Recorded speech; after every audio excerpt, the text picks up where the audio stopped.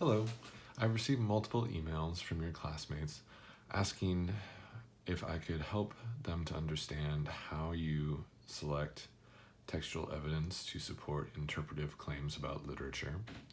So what I have here is a copy of the excerpt of the first 80 lines of the Epic of Gilgamesh that was provided to go with the activity Practicing Supporting an Interpretive Claim with Textual Evidence in Module 2.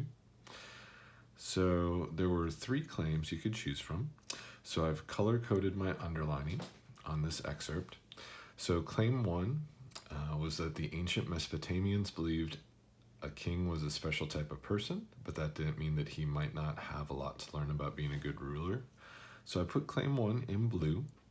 I put the letter A next to the claim that king was a special person, and I put letter B next to the idea that that special person could still have a lot to learn.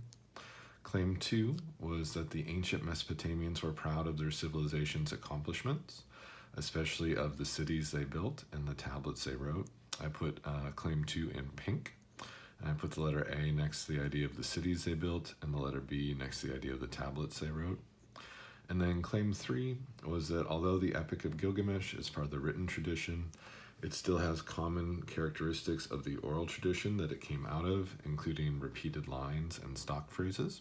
So I put claim 3 in purple, and then a little letter A next to the idea of repeated lines, and a little letter B next to the idea of stock phrases. So what we see is that in this short excerpt of the first 80 lines of the Epic of Gilgamesh, there's actually plenty of textual evidence to support the parts of all 3 of these claims. So I'm just going to give quick examples, right?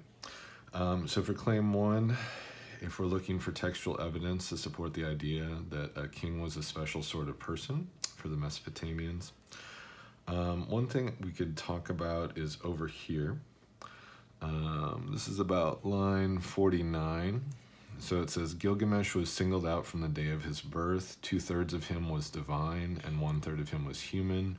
The lady of birth drew his body's image. The god of wisdom brought his stature to perfection.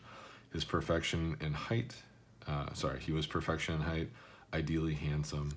All these are pieces of evidence in the text that are showing us that they thought this one king, at least Gilgamesh, was a special type of person. Part B of claim 1, that he might still have a lot to learn.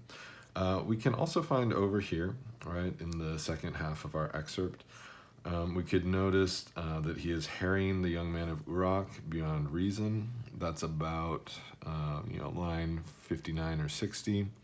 That he would leave no father to his son. Day and night he would rampage fiercely. This would be an example of textual evidence that would support part B of claim 1. In terms of claim 2, the idea that the ancient Mesopotamians were proud of the cities they built, that's the A part of that claim. We can look over here in the first half of the excerpt, starting around line 12, or actually 10. We could take a look at the idea of the walls of ramparted Uruk.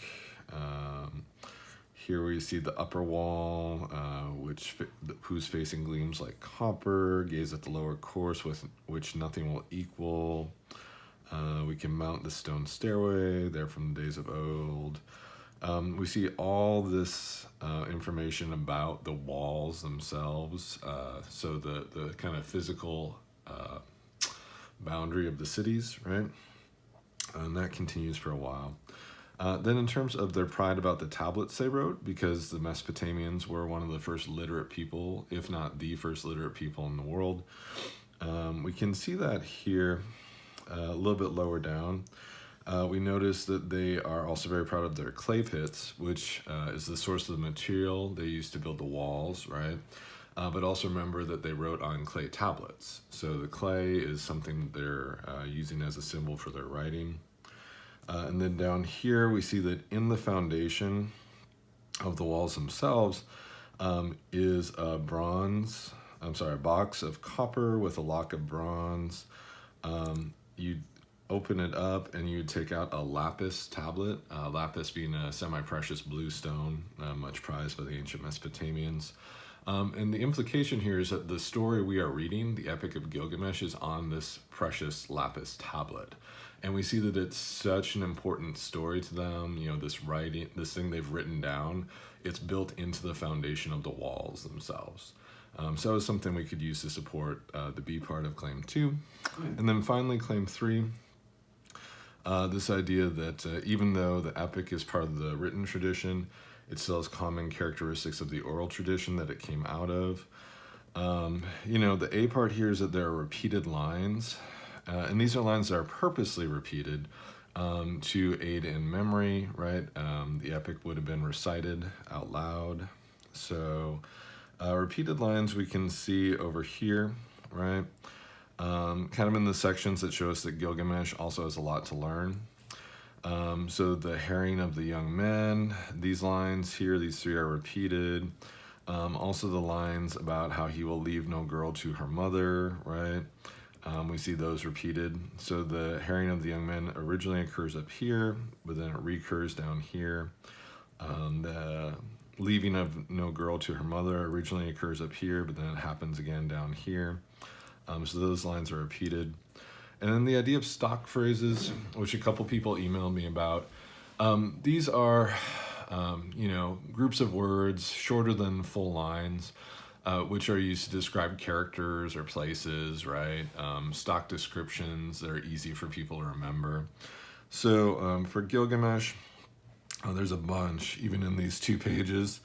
So the idea of Gilgamesh as the wild bull, right? We see here, we see here, we see back over here, and we see variations on this in terms of his family. So he's not just the wild bull, but his mother is the wild cow, Ninsun. He is also Gilgamesh, the wild calf of Lugalbanda. Lugalbanda being a preceding king who is usually interpreted to be Gilgamesh's father, though sometimes interpreted to be his kind of personal god, but most often his father. So this idea of wild calves, wild cows, wild bulls, these are stock phrases that describe Gilgamesh and his family.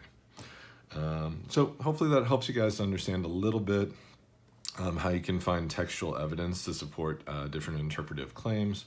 And this is just one example, right? Just from the first 80-ish lines of the epic. But hopefully this helps a little bit.